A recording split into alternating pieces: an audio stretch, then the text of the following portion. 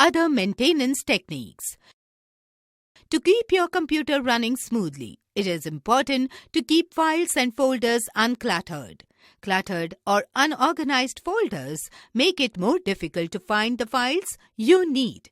Additionally, unwanted files can eventually fill up your hard disk drive, which will make your computer slower and more difficult to use.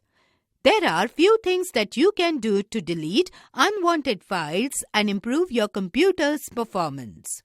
Delete files. If you have unwanted files, you can delete them manually and move them into the recycle bin. Then empty the recycle bin. Disk defragmenter. Windows includes a disk defragmenter program in the control panel. It scans the files of your hard disk drive and rearranges them to free up space. If your computer is working slowly, running disk defragmenter can help to speed it up. Disk cleanup. Windows also includes a disk cleanup program in the control panel. It scans your computer for temporary files and other files that can be deleted. You can then delete the files to free up space on your hard disk drive.